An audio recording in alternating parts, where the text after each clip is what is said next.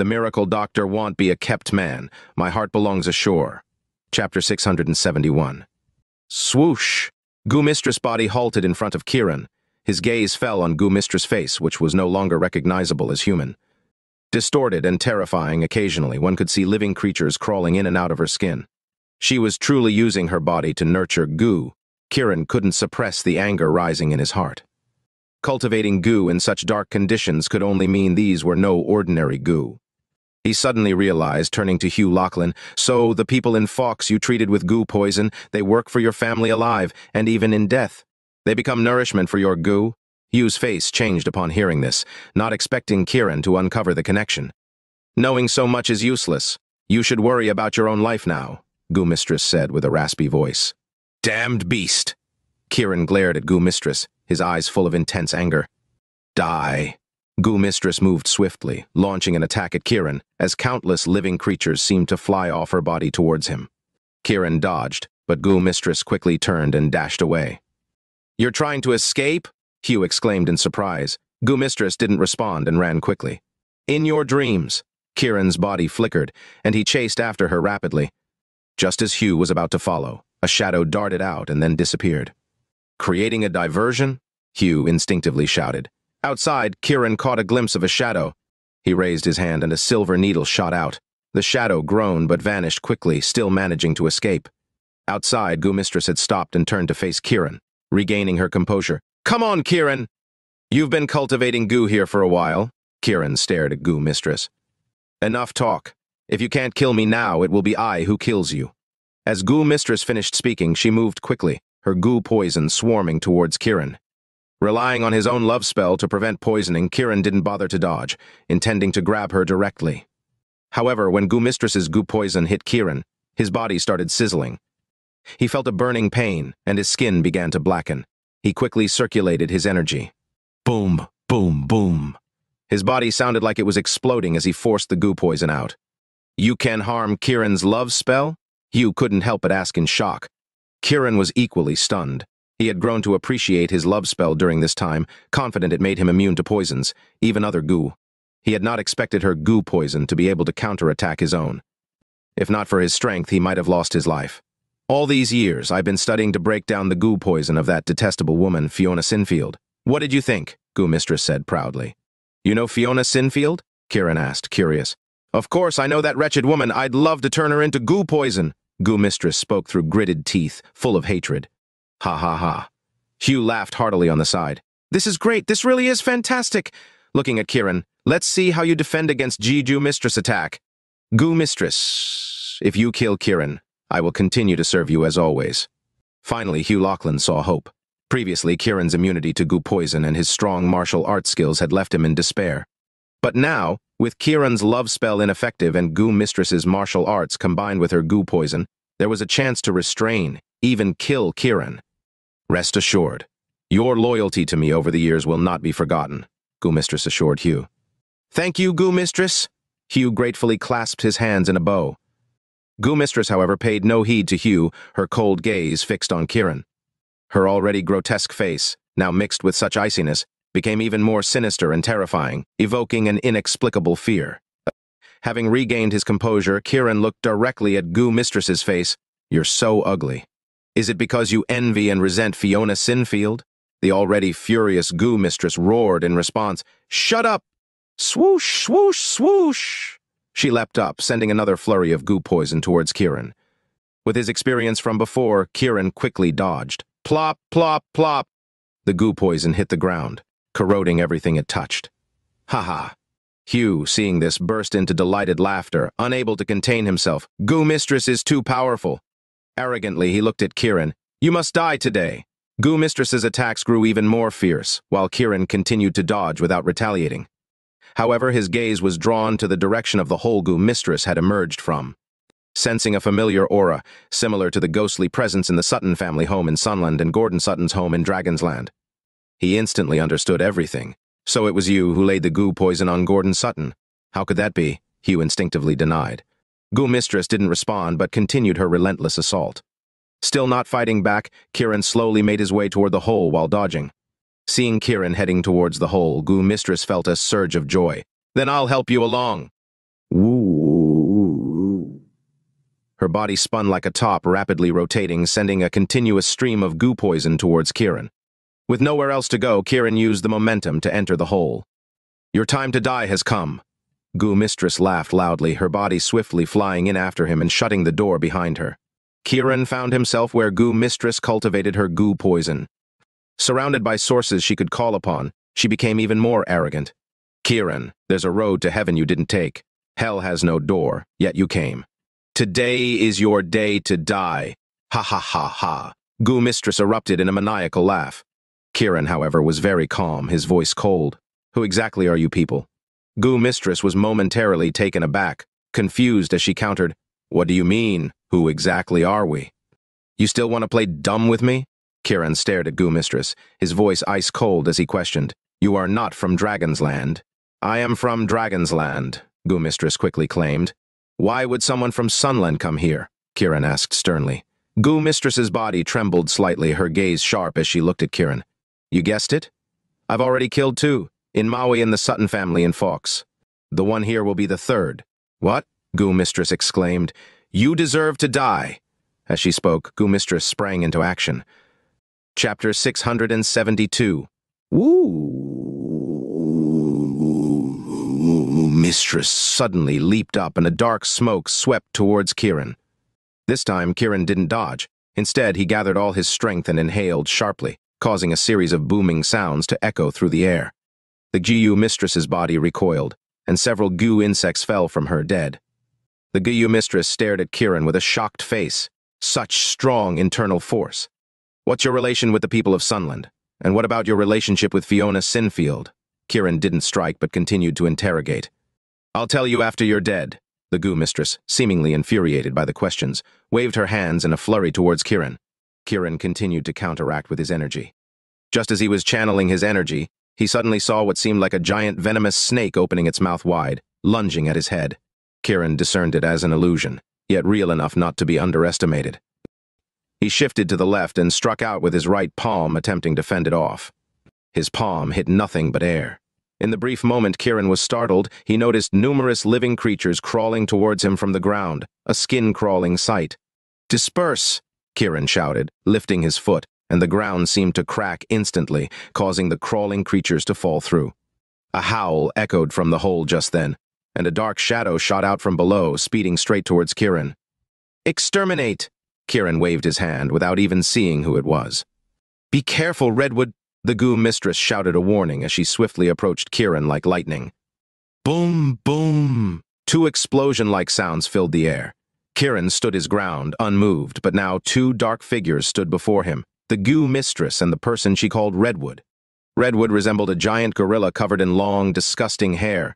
Even more repulsive, his body was crawling with living creatures. Redwood's eyes, shining brightly, seemed to ponder why they hadn't killed Kiran yet. Kiran, you've been poisoned! The Gu Mistress yelled, her hands once again releasing goo poison towards Kiran. Kiran couldn't afford to be careless, quickly retreating. His gaze fell on the two grotesque figures before him.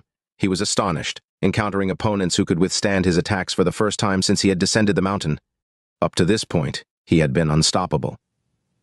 Kiran soon realized that he had dispersed his power to resist the poison, thus allowing his adversaries to attack. He raised his hand, catching the light from a night pearl, and saw his hand blackened. He shook his arms, using his internal force to fling off all the goo poison. Your poison also cannot harm me. Kiran, don't be complacent. Can you resist our goo poison just with Fiona Sinfield's goo? That's a fantasy, the Gu Mistress scolded angrily. Ayo! Apparently incapable of speech, Redwood let out another roar and charged at Kiran again. This time Kiran didn't engage directly but retreated, simultaneously using his internal force to lift a night pearl and hurl it at Redwood. Redwood, unaware of how to dodge, instinctively crashed into it. Boom! The night pearl shattered on Redwood's body, breaking into countless pieces. Redwood's assault paused only momentarily before he continued his charge towards Kiran. The cave darkened somewhat, but Redwood became unusually eye-catching. The powder from the night pearls clung to him, glowing brightly. Kiran swayed, casually controlling the other night pearls, hurling them toward Redwood and the Gu Mistress. Both of them, unconcerned by the attack, arrogantly smashed the pearls. Soon, all the night pearls were destroyed, and the cave darkened. They wanted to find Kiran, but without the light it became difficult, relying only on sensing auras. However, Kiran could easily spot the two by the white powder from the night pearls on their bodies. Kiran remained still, holding his breath, watching the two. Ow! Redwood let out a roar like a tiger's, indicating his displeasure and attacking the surroundings.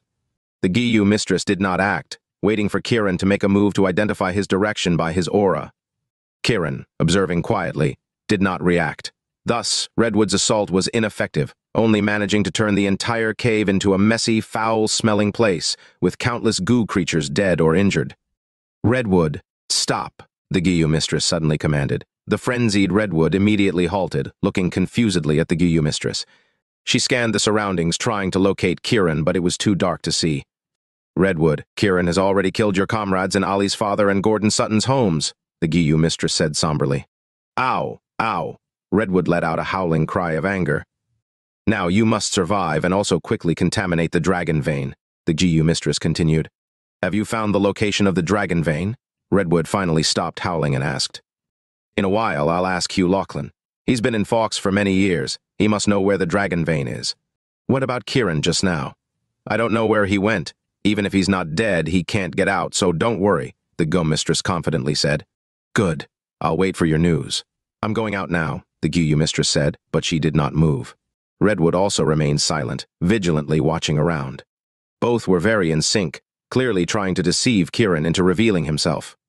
Kiran had intended to continue fighting with the two and kill them, but after hearing their conversation, he decided not to kill them for the moment and come out first. The Gu Mistress waited a moment, detected no movement from Kiran, and relaxed, saying, "Probably you killed him with your random attacks." "Deserved it," Redwood said excitedly. "I'm now going out to find out the location of the dragon vein," the Gu Mistress said, and truly left this time. Kiran didn't move.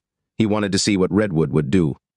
"We 9 agreed to resurrect together. How could you die?" Redwood suddenly uttered a sorrowful murmur. Kiran listened quietly. "No matter who killed you, I will avenge you." "They all deserve to die." Redwood let out mournful cries, which seemed piercingly sad. The remaining living Gu creatures in the cave scurried about, frightened by his cries. 9? Kiran thought this was the third person.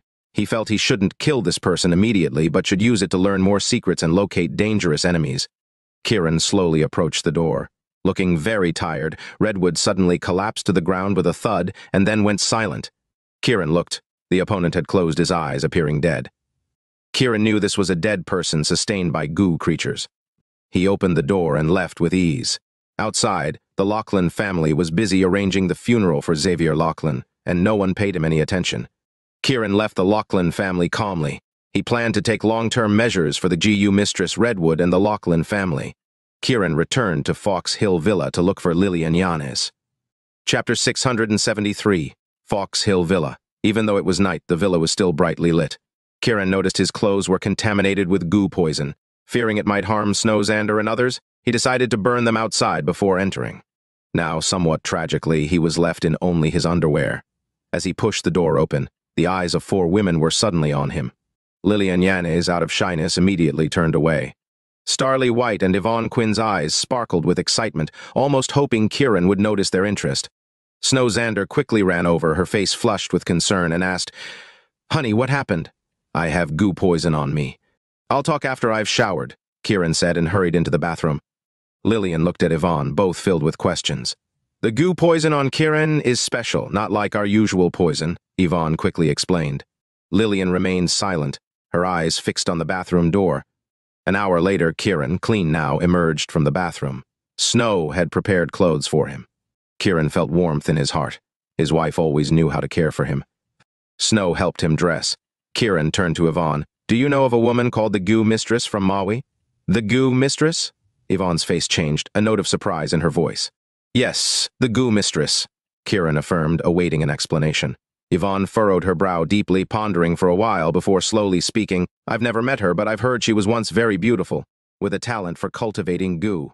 However, she lost to Fiona Sinfield in the competition to become the Saintess, and afterward, she became somewhat obsessed and turned vicious." Kiran, thinking of the Gu insects moving in and out of her body and her association with the dead, couldn't help but ask, why is she called the Gu Mistress? She was supposed to get married, but her fiancé died before the wedding, leaving her as an unwed widow, which is considered a bad omen in Maui. Yvonne continued. So she became a woman who lost her husband and started calling herself the Gu Mistress. Kiran nodded slightly, his brows furrowing tighter. How do you know about this woman? Yvonne probed. Today I saw this woman in a cave of the Lachlan family.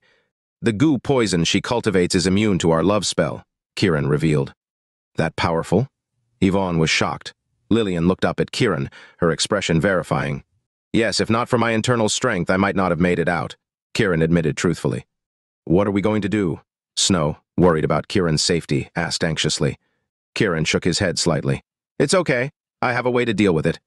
It seems she really does have a talent if she's been able to alter the Gu poison of Maui, Yvonne said with a hint of concern. Kiran was curious. What does that mean? Fiona and I use the traditional Maui methods of cultivating Gu, which are powerful because we understand some forbidden breeding techniques. That's why we can maintain authority. Yvonne paused thoughtfully. But if the Gu Mistress has managed to break the love spell poison, that means she's far surpassed us. The gap in strength is enormous. Can't she be killed then? Snow asked urgently. Yes, don't worry, Kiran smiled, looking at Yvonne. Don't scare Snow. Yvonne nodded, still curious. What method did she use? I don't know. I wish I did. Kiran didn't reveal everything he had seen. He felt that Yvonne was equally mysterious and trusted Lilian more. Stretching, he said, That's all for now. Let's go to sleep. It's late. Seeing Kiran not disclose more, Yvonne nodded and glanced at Snow, envious of their marital closeness, and left with Starly. Lilian, rest early, Kiran said before taking Snow back to their room. Snow was still worried about the Gu Mistress and wanted to ask Kiran more, but he embraced her in bed, and she soon fell asleep.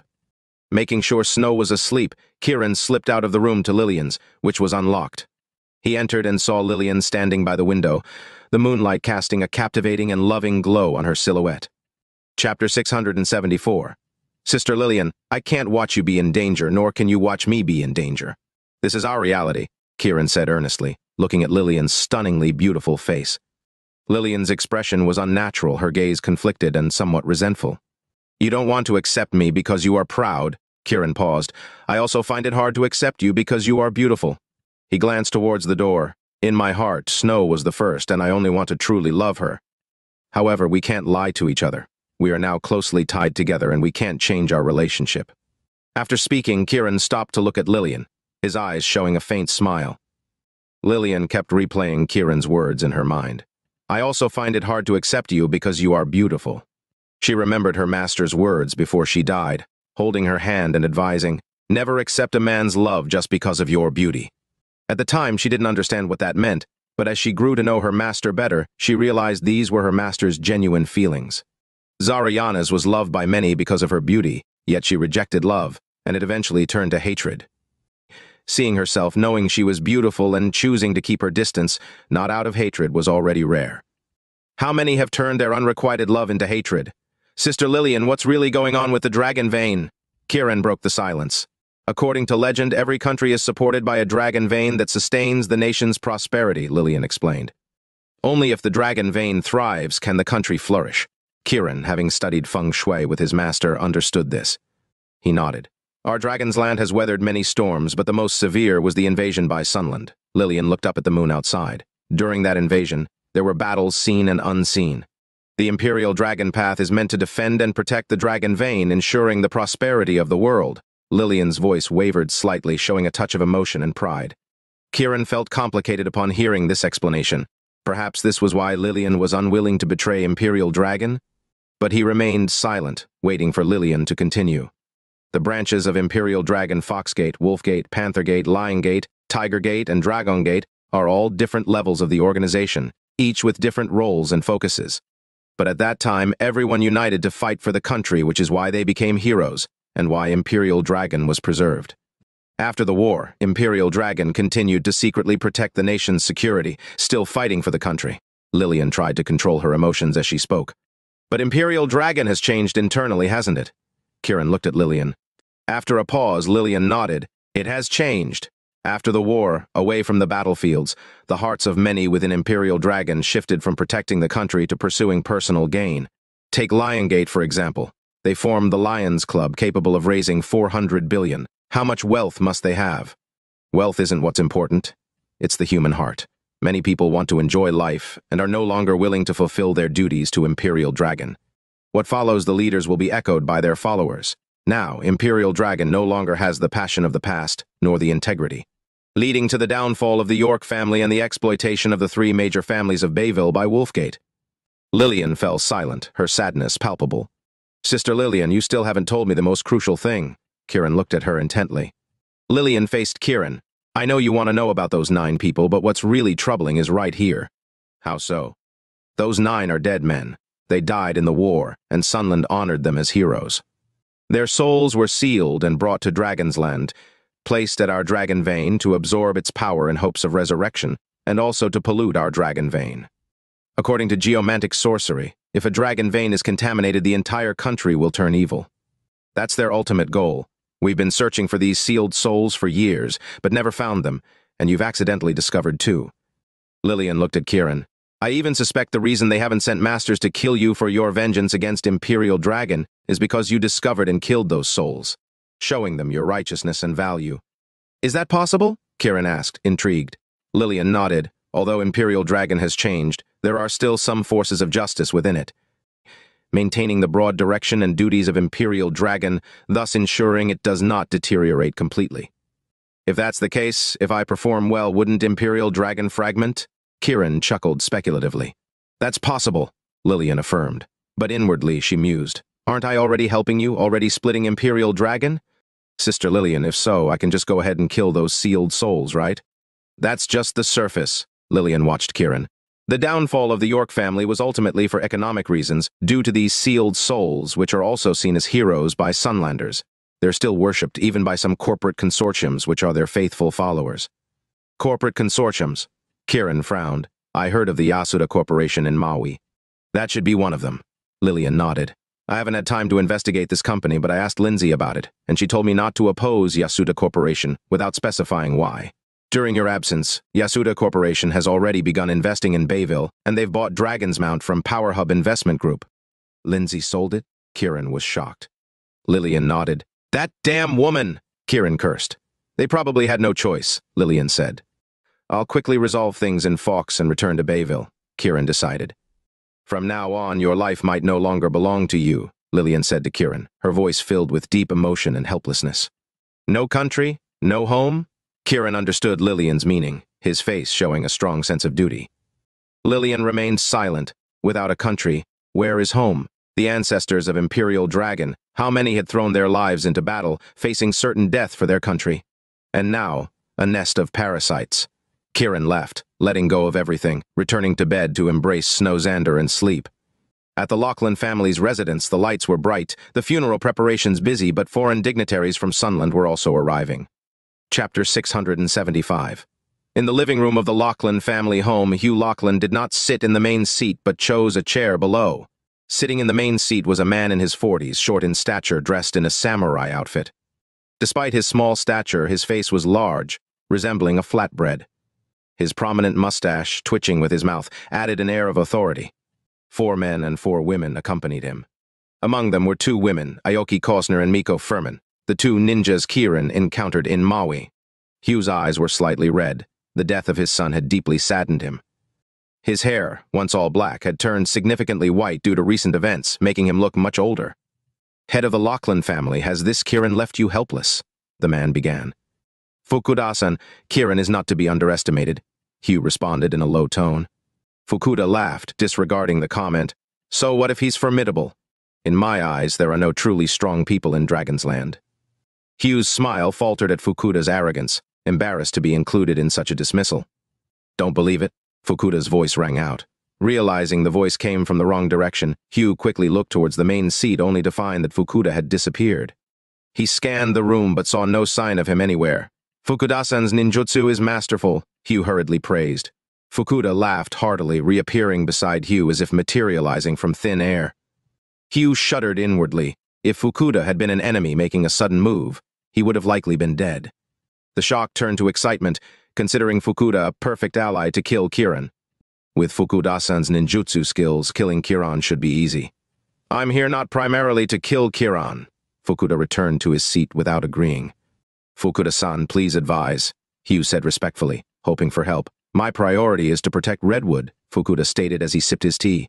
It's easy to kill Kiran, but we absolutely cannot let your people disrupt our plans. Hugh understood Fukuda's fear. He was afraid of the experts of Dragon's Land. Dragon's Land was huge and abundant in resources. There were capable people hiding everywhere, and there was also a powerful organization like the Imperial Dragon. It was not something ordinary people could face. Although Kiran was powerful, his youth made him manageable. What if killing Kiran alarmed others? After all, Kiran's master was even stronger than him. Analyzing this, Fukuda appeared to prefer a low-profile approach to protect Redwood without mishaps. Yet Hugh, hoping to avenge his son, pushed, "Fukuda-san, our family has been so humiliated by Kiran that we can hardly stand. I can't guarantee he won't come after us."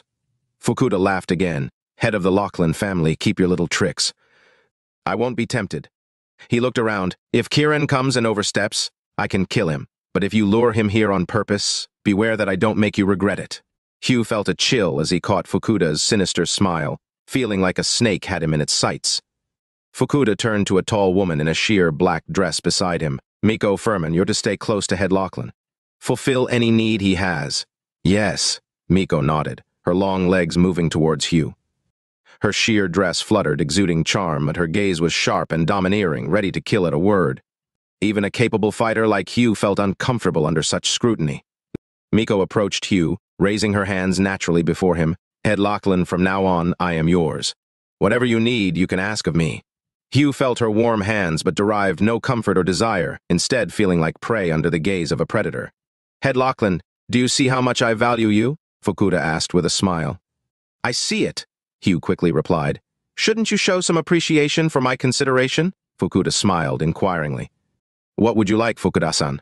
Hugh asked urgently. "I want your granddaughter." Fukuda's eyes gleamed with pleasure as he looked at Hugh. Hugh's heart surged with anger at the audacious request. Even if he hoped for Fukuda's help, how could his granddaughter, Ruby Lachlan, serve such an old predator? "Fukuda-san, that's not appropriate," Hugh responded coldly. "Fukuda-san, your granddaughter has to marry someone. The young master of the Carter family is dead and Kiran doesn't care for her. Who else will have her?" Fukuda twisted his mustache. "In my view, apart from me, no one else would fancy your granddaughter. Letting her accompany me is giving you face. Don't you want that?" Fukuda's words were domineering, as if disagreement would lead Hugh to regret. "Head Lachlan, I'm giving you, and you give your granddaughter to Fukuda-san. Isn't that good?" Miko's black-draped leg moved, about to straddle Hugh's lap. Having just returned, Ruby Lachlan heard this and cursed angrily. "What sort of game are you playing? I'd rather die than have any dealings with these people from Sunland." "Ruby!" Hugh called out urgently.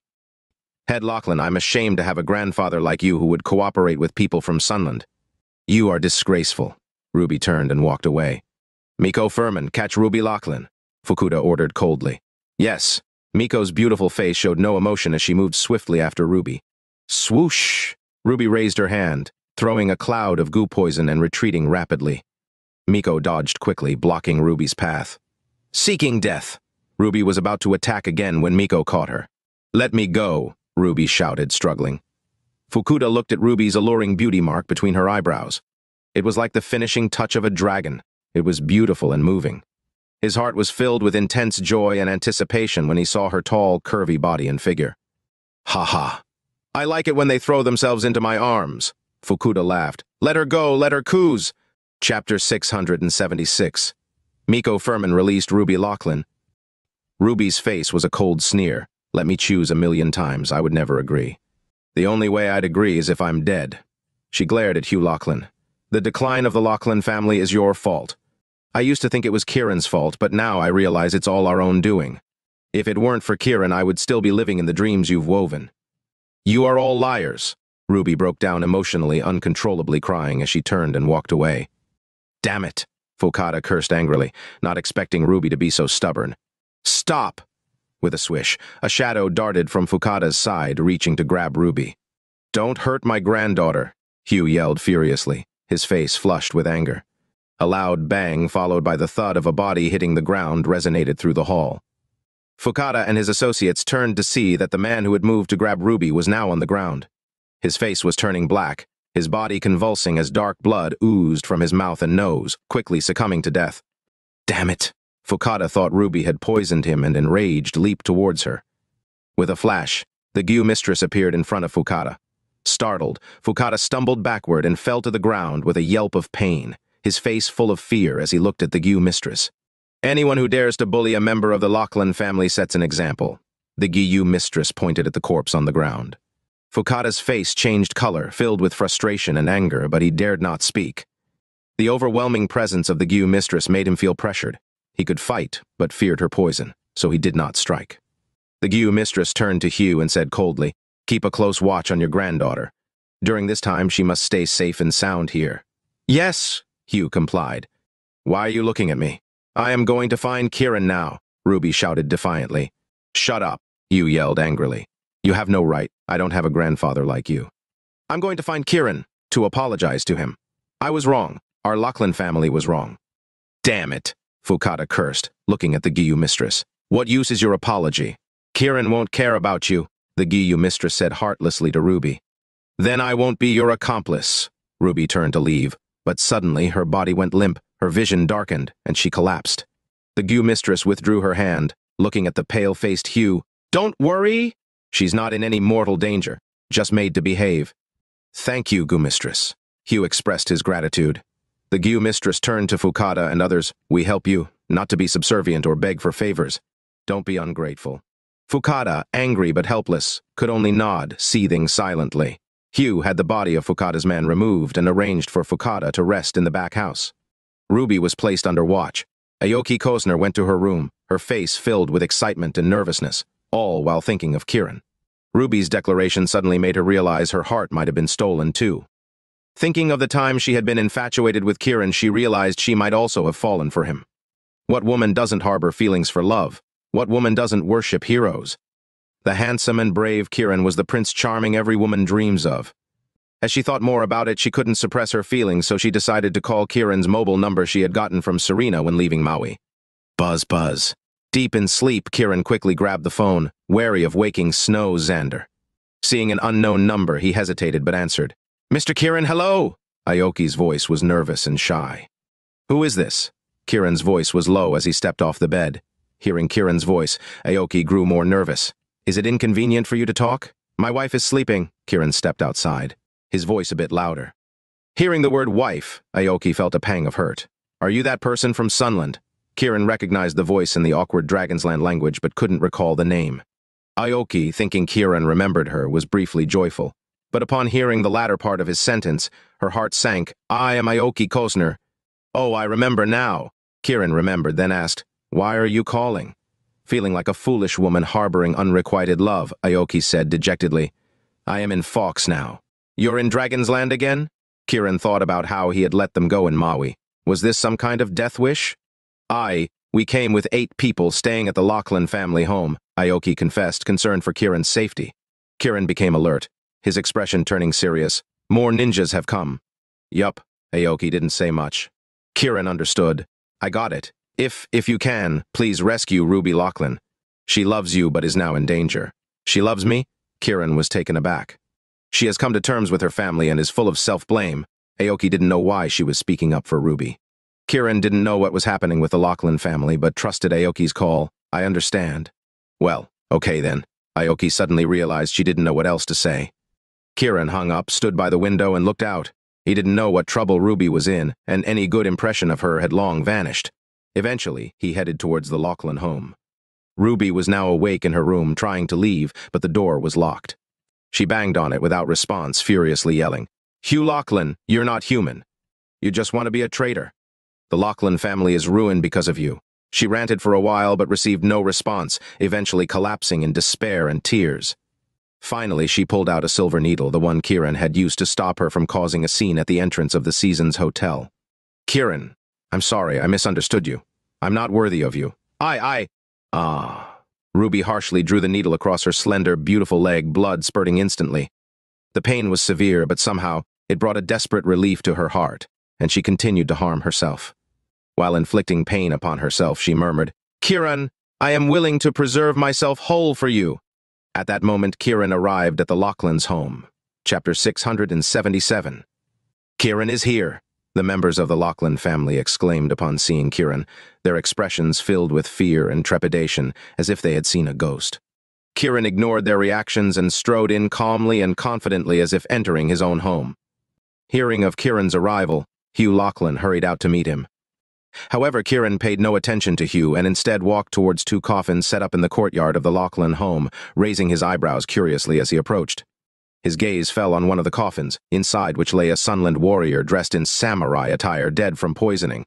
"What are you doing here, Kiran?" Hugh approached angrily and demanded. Kiran pointed at the Sunland warrior in the coffin and asked, "Who is this man?" Recalling Fukada's arrogance and humiliation towards him, Hugh, filled with underlying rage and anger, attempted to provoke Kiran by defiantly responding, "It's none of your business." Seeing that Hugh was just putting on a brave face, Kiran chuckled coldly. "Not my business? Slap."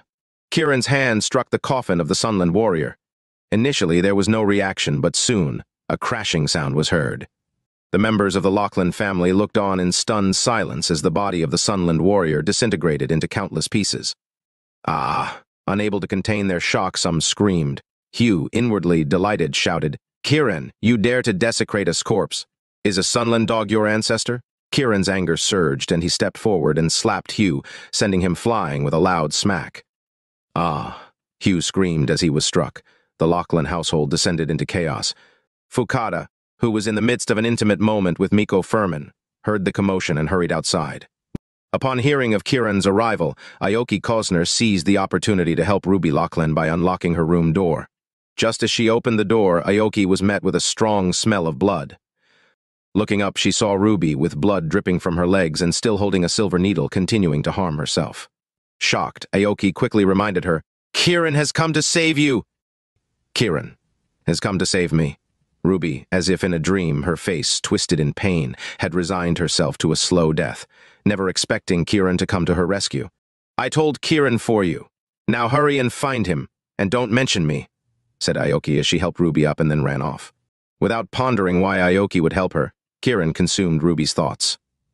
Despite the pain, she limped out. Initially wearing high heels, she soon found them impractical due to the pain and nearly fell several times. Eventually, she discarded them and walked out barefoot. At that moment, Fukada and his ninjas arrived in the courtyard. Their eyes fell on the shattered coffin and the disintegrated body of their comrade, fueling Fukada's fury. "Damn it!" Swoosh, swoosh, swoosh. 3 male ninjas immediately leaped out, surrounding Kiran. Kiran, unbothered by the 3 men, coldly stared at Hugh. "Who are these people?" "Explain!" "What are you that I should explain to you?" Hugh, trying to incite Kiran's anger, responded defiantly.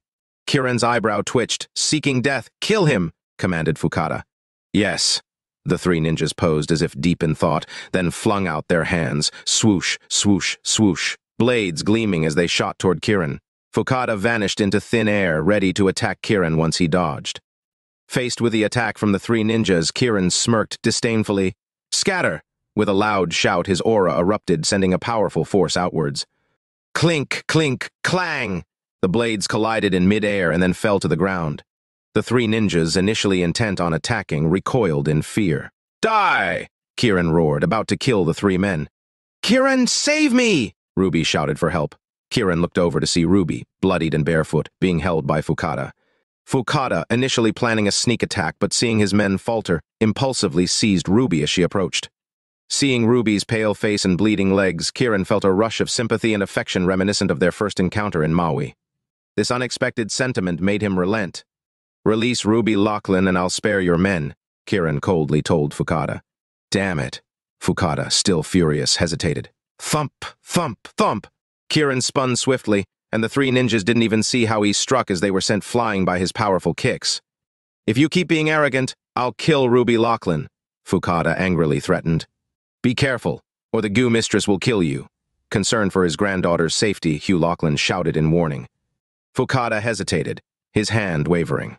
"Leave." Kiran seized the opportunity, swiftly moving in front of Fukada and snatching Ruby Lachlan away.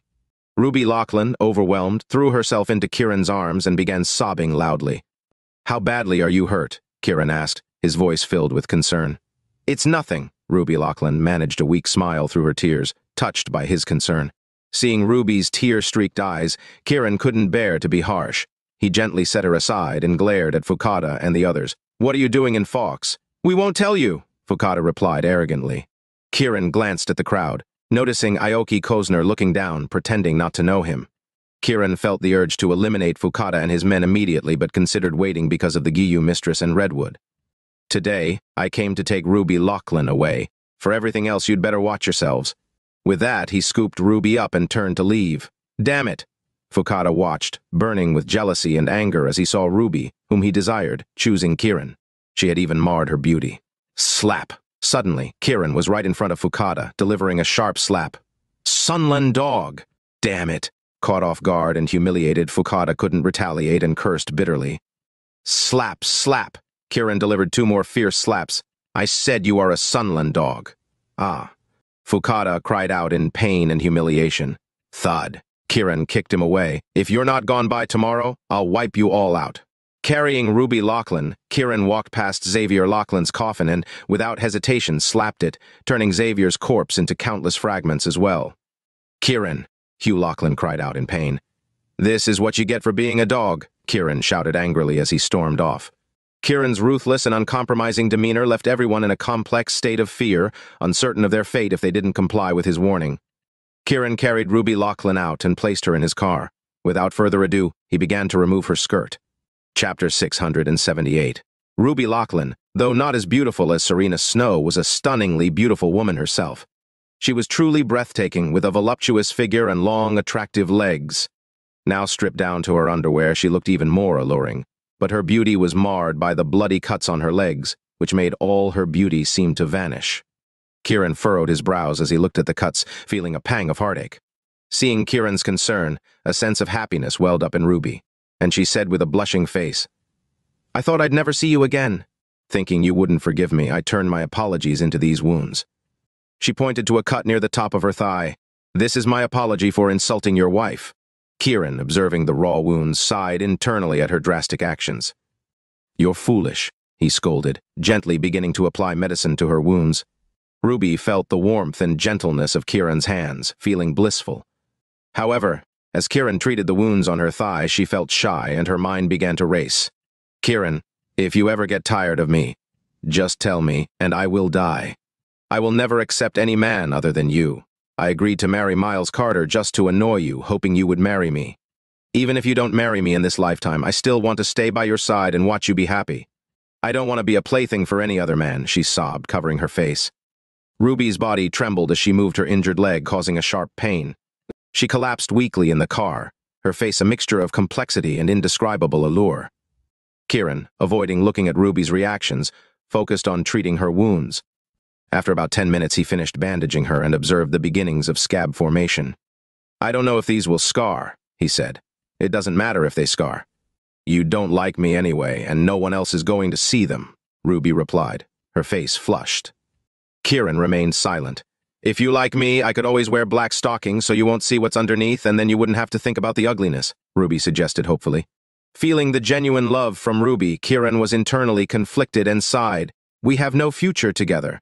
I saved you because I thought you were pitiful. Ruby, hearing this, felt a deep pain. If it had been in the past, she would have been heartbroken and even angry with Kiran. But this time, she just nodded and gave a bitter smile. I know. I only love my wife, Kiran said firmly. Your wife is so beautiful it would be abnormal not to love her, Ruby sighed. In the past, I thought I was beautiful and even arrogant. I thought it was silly of you not to like me. But now I know, compared to your wife, I really am too ugly. She glanced at her legs. Now, it's better I become completely ugly. Maybe one day I'll scar my face too, then I'll become a completely ugly woman. Don't be so reckless. Let this go. Kiran knew she might actually do what she said. Kiran, I want to stay by your side. Even if I can't love you or be loved by you, I want to be safe near you. Kiran heard her but didn't respond immediately. Just looked at her. Ruby smiled bitterly. I know I don't have the right to stay by your side. She looked up, trying hard to hold back her tears. I don't have the right to love you, and what our family has done certainly doesn't give me any rights. What exactly is your family doing? Kiran finally asked the question he'd been waiting for. If I tell you I don't know, would you believe me? Ruby asked self-mockingly. Kiran shook his head, then nodded. But I really don't know. All I know is they're committing treason. Oh. Ruby covered her face, sobbing in disappointment. Kiran watched her suffering in despair, feeling complex and unsure of what to say. Kiran, can you look after Ruby for me? Suddenly, Matthew Lachlan's voice came from nearby. Kiran and Ruby quickly looked over. Matthew's eyes were full of anger and despair, his gaze turning to Ruby. "You better stay far away from the Lachlan family. Never come back." "Dad," Ruby cried out. Matthew looked at Kiran. "My mother was from Sunland. We're a mixed family of Dragonsland and Sunland people." "My grandmother was from Sunland?" Ruby exclaimed in surprise. Matthew nodded. "Yes." Kiran remained silent, focusing not on this revelation, but on the true motives behind a Sunland woman marrying into the Lachlan family, given that Hugh Lachlan was essentially engaging in treasonous acts. "Kiran, what you're concerned about is why our family would marry a Sunland woman, right?" Matthew asked. Kiran nodded. "When the Lachlan family was prominent in Maui, we were suppressed by the Maui chieftain, and our family began to decline, developing a hatred for Maui and the Maui chieftain. At that time, my mother took the opportunity to come to my father's side, seeking power, so they got together. Because he married my mother, our family started to become wealthy and quickly developed in Maui. Our family's development and strength allowed us to develop land and buy mines in Maui, eventually buying the Blood Cave mine." Kiran's expression changed. "Your family bought the Blood Cave?" Matthew nodded. "Yes, we initially wanted to develop it, but after buying it, my mother seemed to change, meddling in the family business, and anyone in the family who disagreed mysteriously died." "Did she kill them?" "I don't know, but it's likely related." "Were they after the mines?" "At the time, we thought so, but over the years, I've come to think not." Matthew's expression was grave. "Why did your family come to Fox, then?" Kiran shifted the topic. "After a certain point in developing Blood Cave, our presence there became problematic. The Maui chieftain wanted to stop us, Sunland wanted us to speed up, and my father planned to pull out. Finally, my mother stepped in to mediate, and we moved to Fox." "And your mother?" Kiran pressed. Matthew shook his head. "She disappeared after we left Maui." Kiran's brows furrowed deeper. "Who is the Gu Mistress?" "She was the one who created the Blood Cave."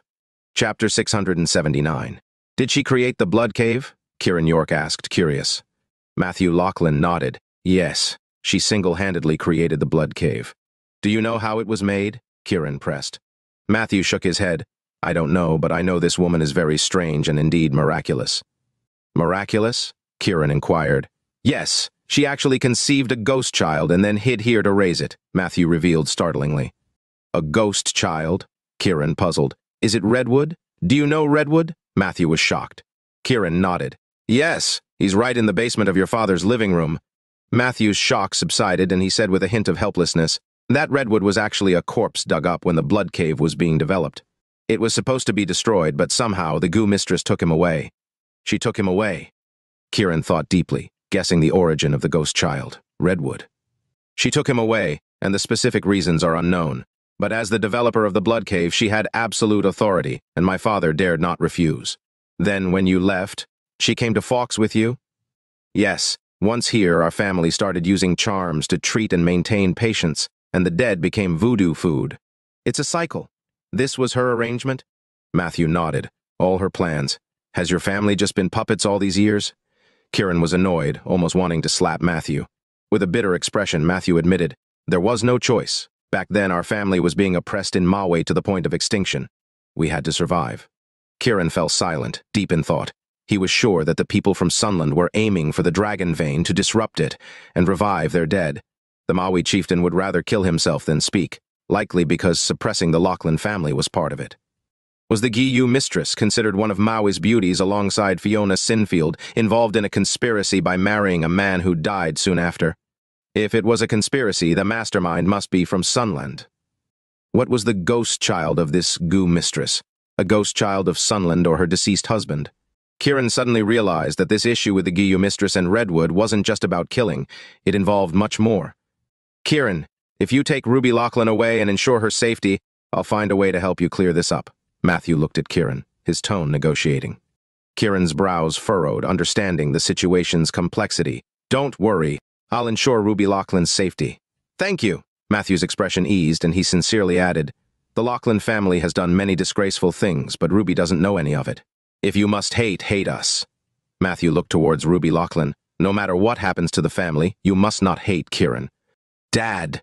Ruby's tears fell like rain. "Remember, we are people of Dragon's Land. I am from Dragon's Land, and so is your mother. We must never betray Dragon's Land," Matthew stated firmly, standing tall with pride. I understand." Ruby was moved, nodding vigorously, and declared loudly, "I am from Dragon's Land." Matthew Lachlan glanced at Kiran York with expectation. then turned and left without another word. Kiran turned to look at Ruby, her face streaked with tears. This woman had finally returned to her original state of mind. Although her previous madness had greatly tarnished her image in his eyes, Matthew's confession had caused Kiran to reassess his opinion of Ruby.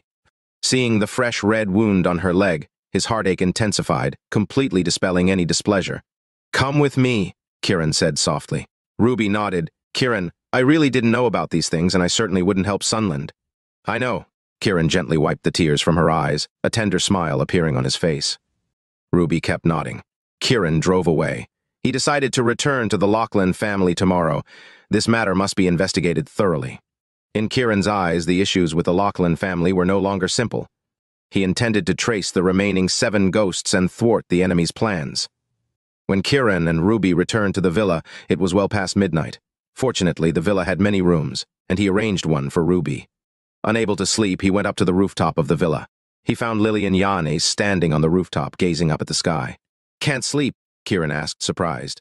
"I was worried when you went out, so I didn't sleep," Lilian replied straightforwardly. "I just went to the Lachlan family. They had ninjas there, and I learned some news." Kiran shared everything Matthew had told him. Lilian listened silently, standing quietly. Curious, Kiran looked at her. "Why aren't you speaking?" "There's nothing to say. This situation has now become your affair," Lilian responded. "Why my affair? I only wanted revenge. All this I stumbled upon." Lilian turned to face Kiran. Under the moonlight, her beautiful and pale face broke into a charming and alluring smile. "You might have become the one shouldering this mission now." "Me," Kiran exclaimed, curiosity written all over his face. Lilian straightened his collar. "Do your best." "Do you know something?" Kiran pressed.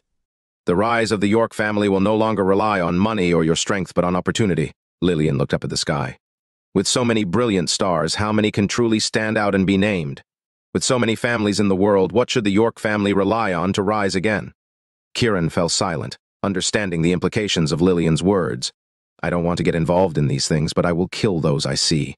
It's my basic duty as a person from Dragon's Land." Lilian nodded. "Think about it yourself. The current situation has exceeded everyone's expectations. You might find yourself compelled to act." Kiran was silent for a moment, feeling his own power was too weak. He looked earnestly at Lilian and said, "Will you help me?" Lilian raised her beautiful face to meet his gaze. "I need your help." Kiran's voice was filled with determination and persistence. Lilian knew that helping would inevitably draw her into Kiran's emotional world. She was conflicted. Chapter 680. Kiran York did not press Lilian Yanes but simply watched her quietly, waiting for her to decide. After a few seconds, Lilian spoke. "Kiran, I will only help you with matters outside of the Imperial Dragon." Kiran was momentarily stunned. "I belong to the Imperial Dragon, and unless they threaten your life, I will not turn against them," Lilian explained, her cheeks blushing as she looked at Kiran. "I promised my master that I would protect and help you, and I will do so." Kiran looked at Lilian, feeling a contradiction in her words, but soon he understood that she was indirectly agreeing to help him, albeit reluctantly. Thinking of how he had registered his marriage with Snow Xander, Kiran realized that Lilian's behavior was quite normal under the circumstances. He nodded and said, "Thank you, Sister Lilian. What are your plans for dealing with the Lachlan family and the Gu Mistress?" Lilian quickly changed the subject, trying to hide her nervousness. "I will take action myself tomorrow." Kiran's voice was cold. Lilian pondered for a moment and then looked at Kiran. "Either act swiftly or proceed gradually." "Act swiftly." Kiran was resolute. Initially, he'd thought of taking things slowly when he first left the Lachlan family. However, after hearing Matthew's story, he was filled with hatred and decided to stir things up completely. "Don't worry about Snow," Lilian said before walking away. Kiran stood still, not noticing the panic in Lilian's eyes. He was unaware of Lilian's complexities. She had promised Zara Yanez to ensure the continuation of the York family, and now found herself in an awkward relationship with Kiran, unwilling to get closer. Now she pinned her hopes on Snow Xander. If Snow bore Kiran a child, she would be freed from her obligations. Kiran remained on the rooftop for a long time before going back to sleep. The next morning, he woke up early. Snow Xander was cuddling him like a sleepy kitten wrapped around him. Kiran looked at the beautiful Snow, a smile forming in his eyes. This was the power of a man who commands respect. He gently tried to withdraw his arm. Snow opened her eyes, her long lashes fluttering as she looked at Kiran. "Sleep a bit more," Kiran said softly. "So comfortable," Snow murmured, stretching her arms around Kiran, offering her soft body unreservedly. Kiran enjoyed the moment, holding her tight and kissing her. I have things to handle. You can coordinate with Sister Lilian. When are we returning to Bayville? Snow was now fully awake. As soon as possible. Kiran had planned to leave after destroying the Lions Club in 7 days, but with the arrival of the people from Sunland, the situation was uncertain. Be safe, Snow said softly, knowing Kiran must have his plans. Kiran nodded. After a few more moments of affection, Kiran got out of bed. Snow continued to sleep in bed while Kiran went to Ruby Lachlan's room. Ruby was already awake, her face beaming with a smile, the beauty mark between her eyebrows seemingly rejuvenated. She lifted the covers to check her wound, which had healed significantly and scabbed over. Your healing ointment works well. Can you ensure there won't be a scar? Kiran smiled as he approached and glanced at the wound. You weren't concerned about the scar when you were hurting yourself. Why worry now? Back then, I was prepared to die. Now it's different, Ruby said, her cheeks flushing, but she bravely met Kiran's gaze. Kiran gently touched the wound. There might be a scar. I'll look into solutions after it heals. I trust you. Ruby's face was filled with happiness and she blushed. If the scar can't be removed, I'll just wear stockings, it's fine. Kiran thought of Ruby's mention of wearing stockings the day before and couldn't help but shiver, not out of impropriety, but a natural reaction. He quickly suppressed his thoughts and asked, How do you feel about your family? Ruby immediately understood Kiran was about to act against the Lachlan family. After this time, my father probably won't survive, and as for my grandfather, his actions. I've already... Her words trailed off, but her face was streaked with tears of disappointment. After a moment, she looked up at Kiran. If you don't want me, after we settle the family matters, I might join a convent and become a nun. Kiran was shocked. Ruby nodded, her stance firm. Let's see how it goes. Anyway, things with them won't end well. I understand, Ruby said. Take care of yourself. Kiran patted her shoulder and stood to leave. Kiran, between family and country, I choose the country, Ruby called out to Kiran's retreating figure. Kiran was somewhat surprised, his impression of Ruby improving. He nodded. I understand. Ruby didn't speak further, her eyes shining with a brilliant, relieved smile. Kiran left and went to Yvonne Quinn's room. As he approached her room, Yvonne opened the door. Today, she made no overtly seductive gestures. With Snow Xander present, she maintained her dignity as a woman. There are some things about the Lachlan family I need to tell you, Kiran said. Let's talk on the way to the Lachlan home, Yvonne suggested, sensing Kiran's urgency. Let's go. Kiran was pleased with her attitude. The two left the villa, walking along the path in the courtyard. The morning sunlight bathed them warmly, very comfortably. Yvonne wrapped her coat tightly and looked up at Kiran. You're already carrying many destinies you're not aware of, so you don't need to worry about these things anymore. Kiran was surprised by Yvonne's opening remark. The Maui is probably just the tip of the iceberg in all this. You can't afford to waste too much energy, so I suggest you just keep moving forward, Yvonne continued with a smile. Kiran was again taken aback by the gentle Yvonne's viewpoint. The more domineering you are, the more the opponents will panic, likely exposing more of their plans, Yvonne added. Kiran pondered and asked, Aren't you worried about the Maui? What's the use of worrying? You and I are in this together, life and death. My heart is with you. Yvonne's face showed a poignant smile. Kiran felt a stir in his heart, but quickly composed himself. I understand. He looked up at the rising sun. Then, let the madness intensify. He now knew how to resolve the current problems. No mercy,